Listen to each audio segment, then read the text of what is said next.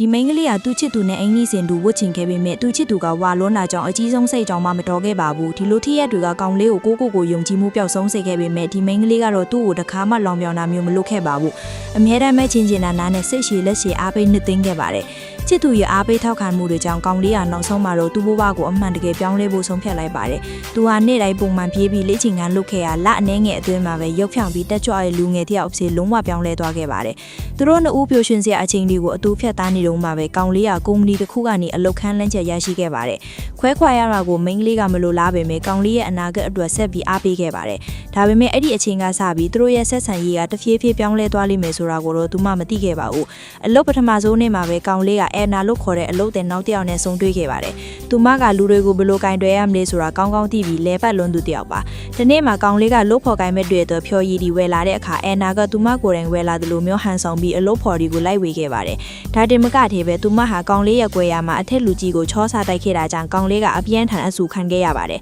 အဲ့ဒီညအိမ်ပြန်ရောက်တဲ့အခါမင်းကလေးကခီးထားဖို့အစီအစဉ်တွေကိုစိတ်လှုပ်ရှားစွာပြောပြနေပေမဲ့အလို့မှစိတ်ညစ်လာတဲ့ကောင်လေးကတော့ဘာမှနားမထောင်နိုင်ခဲ့ပါဘူးသူ့ကောင်ထဲမှာအန်နာကိုဘလို့ကလေးစားချေရမလဲဆိုတာပဲရှိနေပါတယ်နောက်တနေ့အလုပ်တင်ပြပွဲမှာတော့ကောင်လေးကအန်နာရဲ့ဒီဇိုင်းအမော်တွေကိုလူပုံအလဲမှာထောက်ပြပြီးသူမကိုအလုပ်တွေပြန်လုပ်ခိုင်းကကလေးစားချေခဲ့ပါတယ်အိမ်ပြန်ရောက်တော့သူလုပ်ခဲ့တာတွေကိုချစ်သူကိုဂုဏ်ယူစွာပြောပြပြီးပင်ပန်းလွန်းလို့ချက်ချင်းပဲအိပ်ပျော်သွားပါတယ်အလုပ်သွားရတဲ့လမ်းကဝေးလွန်းတာကြောင့်မိန်းကလေးကစိတ်ပူပြီးနေ့တိုင်းအိမ်ပြန်မလာပဲအလုပ်နားမှာပဲနားဖို့အကြံပေးခဲ့ပါတယ်ဒါပေမဲ့အလုပ်မှာအတူချင်းဖုန်းရတာများလာတာကကောင်လေးကိုအန်နာအပေါ်စိတ်ရိုင်လာစေမယ်ဆိုတာကိုတော့မိန်းကလေးမတွေးမိခဲ့ပါဘူးတနေ့မှာတော့အန်နာတယောက်အလုပ်တွေအရန်များပြီးထမင်းအောင်မစားနိုင်တာကိုမြင်တော့ကောင်လေးကမတိစိတ်ညာသူမကိုကူညီပေးမိသွားပါတယ်အဲ့ဒီနောက်မှာတော့အန်နာရဲ့ project ကအောင်မြင်သွားပြီးအထက်လူကြီးရဲ့ချီကျူးမှုကိုရရှိခဲ့ပါတယ်အဲ့ဒီအချိန်ကစပြီးသူတို့နှစ်ဦးဟာပိုပြီးနီးစပ်လာခဲ့ကြပါတယ်ဒီနေ့မှာတော့ကောင်လေးကစောစောပြန်ခြင်းပေမဲ့အန်နာကအလုပ်တွေအတူတူထက်လုပ်ဖို့ဖျော်ဖြေတင်းဆွင်းခဲ့တာကြောင့်သူသဘောတူခဲ့ပါတယ်အချိန်ကြာလာတဲ့အမျှသူတို့နှစ်ဦးကြားခဲ့တဲ့ရောရှင်ကပုံမခိုင်မာလာခဲ့ပြီးသူ့ရဲ့တကယ်ချစ်သူအပေါ်မှာတော့စိတ်ရှည်မှုတွေကုံဆုံးသွားခဲ့ပါတယ်